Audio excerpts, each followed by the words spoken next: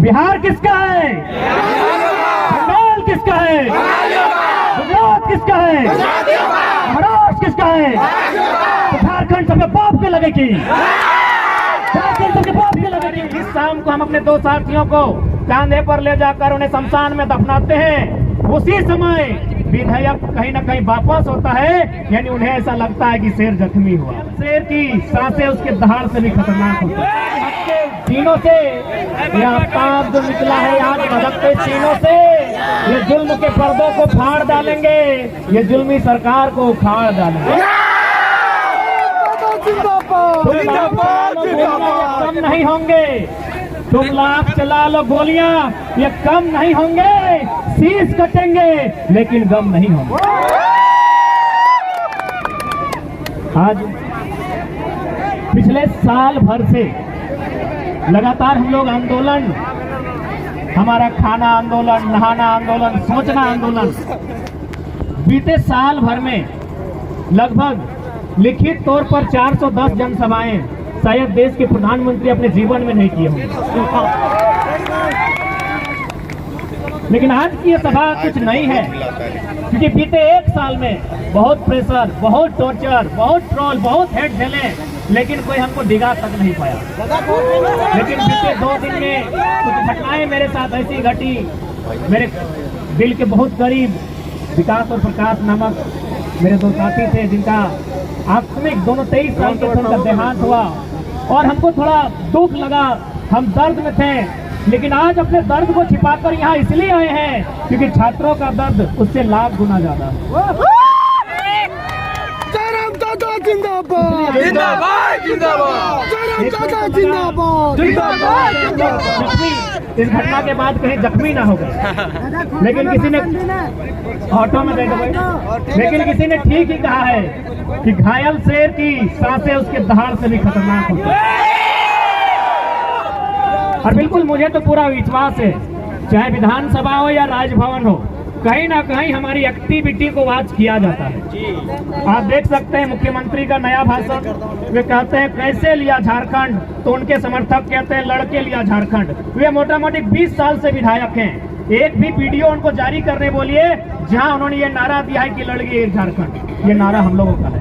अब बात करते हैं राजभवन की। 29 तारीख जिस शाम को हम अपने दो साथियों को कांधे पर ले जाकर उन्हें शमशान में दफनाते हैं, उसी समय विधायक कहीं ना कहीं वापस होता है, यानी उन्हें ऐसा लगता है कि शेर जख्मी हुआ है। यानी कहीं ना कहीं वे हमारी गतिविधियों को देख रहे हैं। आज गांधी मैदान, गांधी यानी अहिंसा का संदेश, गांधी यानी आंदोलन, गांधी यानी शांति। लेकिन आज यदि गांधी के देश में छात्र आंदोलन कर रहे हैं, छात्र अशांत हो रहे हैं, तो कहीं ना कहीं उन हुक्मरान पर सवाल खड़ा होता है जिन्हें हमने चुन कर भेजा। आज लोगों को, खासकर जो लोग सत्ता में बैठे हैं, ये भारत से अलग कट कर एक नया झारखंड राज्य, बिहार राज्य से कट कर एक नया अलग झारखंड राज्य बना।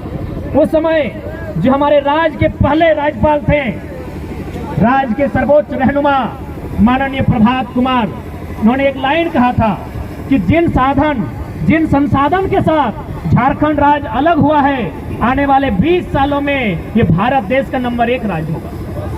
यानी कितनी उम्मीदें थी इस राज्य के सबसे काबिल व्यक्ति को, जिसे राज्यपाल कहते हैं, कितनी उम्मीदें थी कि यह राज्य नंबर 1 पर आएगा। लेकिन आज 22 साल बीत चुके हैं। आज अगर इस राज्य के बारे में समीक्षा करने जाए, आज अगर इस राज्य को जांचने जाए, तो ये पीछे से कभी नंबर 2 पे मिलेगा, कभी नंबर 3 पर मिलेगा, कभी नंबर 4 पर मिलेगा। क्या इस दिन के लिए हमने नया झारखंड राज्य लिया था? एक बात कहिए, यदि हम कहें बंगाल बंगालियों का है तो दिक्कत है? किसी को दिक्कत होनी चाहिए? यदि हम कहें गुजरात गुजरातियों का है तो क्या किसी को दिक्कत होनी चाहिए? यदि हम कहें महाराष्ट्र मराठियों का है तो दिक्कत होनी चाहिए? तो यदि झारखंड झारखंडियों का है तो इसमें क्या दिक्कत है? बिहार किसका है? बंगाल किसका है? गुजरात किसका है? महाराष्ट्र किसका है? तो झारखंड सबके बाप के लगेगी, झारखंड सबके बाप के लगेगी। लेकिन हमारे बाप के लगाए काका जिंदाबाद मेरा बाप का झारखंड है, क्योंकि मेरा बाप का खून बहा झारखंड बनाने में। आज गवर्नमेंट में बैठे लोग पॉलिसी लेकर आते हैं, कभी पॉलिसी लेकर आते हैं जो यहाँ से 10वां 12वां पास करेगा, कभी पॉलिसी लेकर आते हैं जो यहाँ पैदा होगा। अरे भाई, क्या हुआ? आप लोग विधायिका के अंग हैं या फिर आप लोग मडारी हैं? आप लोग क्या जुआ खेलने वाले लोग हैं? ये लोग कहते हैं जो झारखंड में पैदा होगा उसे नियोजन में अधिकार रहेगा। नियोजन पॉलिसी में शामिल किया जाए कि जो लोग झारखंड में पैदा हुए हैं। हजारीबाग दुमका उप राजधानी है, रांची राजधानी है, लेकिन हजारीबाग शैक्षणिक राजधानी है। तो शैक्षणिक राजधानी में उपस्थित, झारखंड की शैक्षणिक राजधानी में उपस्थित नौजवानों, क्या इससे पहले की भी सरकार की बात करते हैं, उनकी जो नीति थी कि जो यहाँ जन्म लेगा उसे झारखंडी में नियोजन का अधिकार मिलेगा, क्या किसी भी तरह से संवैधानिक और नियमता है कि कोई यहाँ पैदा होगा उसे झारखंडी मान लिया जाए? क्या ये संवैधानिक है? यदि ये संवैधानिक है तो कोई तो ट्रेन में पैदा हो जाता है, ट्रेन उसका होना चाहिए।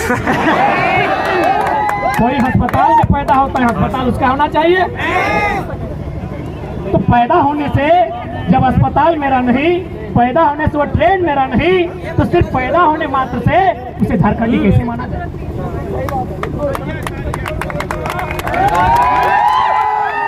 वर्तमान सरकार नियम लेके आती है 10वां 12वां पास। अरे हम लोग भी यहाँ जितने लोग हैं, कोई मामा घर से, कोई मौसी घर से, कोई फुआ घर से मैट्रिक पास किए है ना।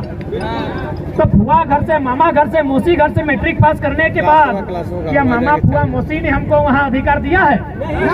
तो मात्र 10th और 12th पास करने से पूरे भारत के लोगों को झारखंडी मान लेना कहाँ का इंसाफ होगा? आज लोग बार बार दुहाई देते हैं कि झारखंड की पॉलिसी असंवैधानिक है। एक बात बताइए, ये संविधान का हवाला, ये संविधान का डंडा केवल झारखंड पर, या जो लोग संविधान की बात करते हैं क्या उन्हें संविधान की जानकारी है?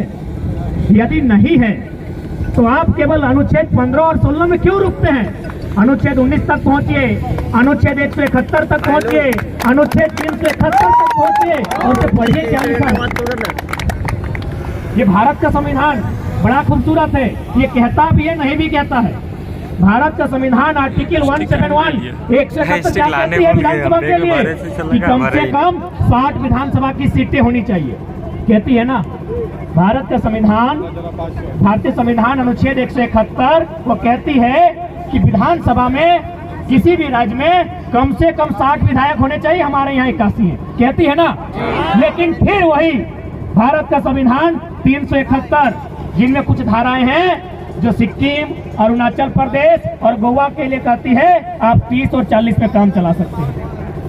वही भारत का संविधान जो 171 में कहता है कि 60 विधायक होने चाहिए, वही संविधान कहता है आप 30 में काम चला सकते हैं। तो भाई ये संवैधानिक दांवपेच, ये संविधान का डंडा, ये संविधान की मार केवल झारखंडियों के साथ क्यों? हमने किसी के साथ क्या गुनाह किया है? हमने कहा किसी के अधिकार को छीना है? दुनिया में हजारों लड़ाइयां लड़ी गई है। एक राजा ने कभी एक रानी के लिए युद्ध किया है, लेकिन हमने जब भी युद्ध किया है इस माटी को बचाने के लिए किया है। हमारा कोई इतिहास बताएगा कि हमने किसी को घर से भगाया है? हमारा कोई इतिहास बताएगा कि हमने कहीं कब्जा किया है? हमने जब भी युद्ध किया है, अंग्रेजों से जब भी मुकाबला किया है, अपनी माटी को बचाने के लिए। तो हमारा गुनाह क्या है? हमने किसी का क्या बिगाड़ा है? आज ये राज्य न जाने कितनी शहादत के बाद, न जाने कितनी माओं की गोद सुनी हुई, न जाने कितनी बहनों की मांग का सिंदूर उजड़ा है, तब जाकर हमने एक नया झारखंड बनाया। यही आपके हजारीबाग जिला के अंतर्गत विशुनगढ़ प्रखंड है, वहाँ एक बलक मक्का नामक गांव है। एक गांव में 7 लोग शहीद हुए। शहीद नहीं हुए, उनका गला किसी का काटा गया, किसी का गोलियों से छलनी किया गया, तब जाके हमें राज्य मिला है। क्या कभी इस दर्द का आभास इन सत्ता में बैठे लोगों ने किया है कि हमने किन परिस्थितियों में ये राज्य लिया है? इसलिए आज जितने भी नौजवान जो अपने घर से बाहर छात्रावास में जाकर तैयारी करते हैं, कभी उनके दर्द को किसी ने समझा है कि किस प्रकार हम अपना मुर्गी, चिकना, छगरी, पटरू, गाय गोरू बेचकर अगर हमारी माओं के पास अगर पुरखों का गहना है उसे गिरवी रखकर अपने खेत का जमीन का टुकड़ा किसी को कर्ज में रखकर बड़ी मुश्किल से पैसा जमा करते हैं। उन पैसों को गठरी में भेजकर बच्चों को हजारीबाग, किसी को रांची, किसी को धनबाद भेजा जाता है। इस उम्मीद के साथ भेजा जाता है कि जब बच्चा घर वापस आए तो एक छोटी सी नौकरी लेकर आए, और उस उम्मीद को पूरा करने के लिए बेटा दिन रात मेहनत करता है। वो अपने सारे दुखों को भूलकर, अपने संगी साथियों को भूलकर एक छोटे से लॉज में जहां सबसे कम दाम में उपलब्ध हो पाता है वहां तैयारियां करता है। अपने जीवन का 5 साल, 10 साल, कोई तो 15 साल लगा देते हैं। अचानक उसके पास विधानसभा से लिखित चिट्ठी जारी होता है कि आपकी सारी परीक्षाएं रद्द कर दी जाती है। क्या कभी ने सोचकर देखा है उसके साथ क्या बीतता है? लोग आश्वासन देते हैं कि उम्र की सीमा बढ़ा देंगे।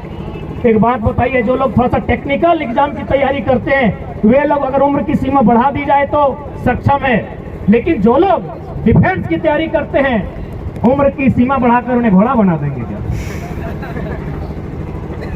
आज होमगार्ड का मामला हजारीबाग में पेंडिंग है, आज होमगार्ड का मामला धनबाद में पेंडिंग है, वो 2017 की बहाली है।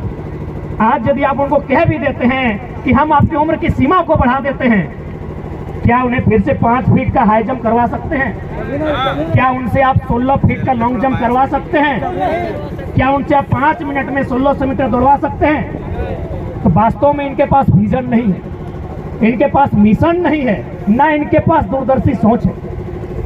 इसलिए आज झारखंड के तमाम नौजवानों को, पढ़ने वाले छात्रों को आज एक जगह आकर इस आंदोलन को भागीदारी देना होगा और प्रयास करना होगा। इतना जोरदार हमला हो सरकार पर, या तो सरकार बैकफुट पर जाए या 24 में सरकार कहीं ना रहे। सामने ओझल होते हुए दूर होते हुए देखना पसंद करेंगे। हमने किसी का क्या गुनाह किया है? यही नहीं, आज बहुत सारे लोग यहाँ आकर बात रखें बाहरी भीतरी। जी नहीं, जो लोग अगर बाहरी भीतरी का प्रश्न खड़ा करते हैं मैं उन्हें 2-3 उदाहरण दूंगा। जब ये आंदोलन स्टार्टिंग हुआ था हमें बिहार मूल के एक हाईकोर्ट के जज ने फोन किया था। उन्होंने धनबाद के एक वकील को फोन किया, बोला उस लड़का से हमको बात कराओ। उन्होंने वकील को फोन किया, वकील साहब किसी तरह मेरा नंबर जुगाड़ किया, हमको कॉन्फ्रेंस में बात कराया। हाईकोर्ट जो कि बिहार मूल के हैं उन्होंने स्पष्ट कहा कि हम आपकी इस भाषा की लड़ाई में बिल्कुल आपके साथ हैं, क्योंकि यदि सभी लोग यूपी, बिहार, बंगाल, उड़ीसा के लोग अगर भाईचारा के नाम पर झारखंड में कब्जा कर लेंगे तो झारखंड बना ही क्यों था? यह कथन मेरा नहीं है, बिहार मूल के एक हाईकोर्ट के जज का है, जिन्होंने मुझे लगभग फरवरी महीना में फोन किया था मानव श्रृंखला के बाद। बोला बिल्कुल आपका जो भी लॉजिक आप रखते हैं बिल्कुल सत्य रखते हैं। झारखंड के लोग जिस समय खेतों में, खलिहानों में, जंगलों में, पीड़ों में रहते थे, बिहार में नालंदा विश्वविद्यालय था। आप एजुकेशन को लेकर उनका मुकाबला कैसे कर सकते हैं? वहां विक्रमशिला विश्वविद्यालय था। आप उनके एक ही शिक्षा के स्तर में दोनों को बैठा दिया जाए, आप मुकाबला नहीं कर सकते हैं। अब तो आपकी लड़ाई बिल्कुल संवैधानिक।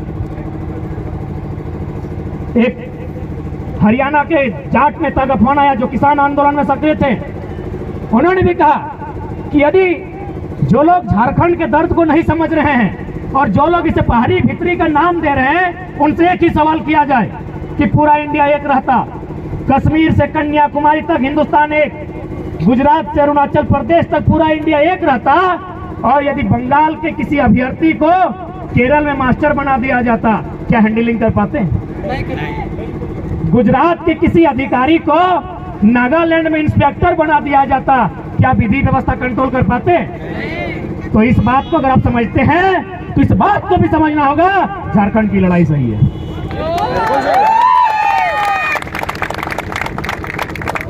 अभी बताइए, यदि बैरियर नहीं होता, राज्यों के लिए अलग अलग नियम नहीं होते, तो आज क्या विधि व्यवस्था कंट्रोल हो पाती?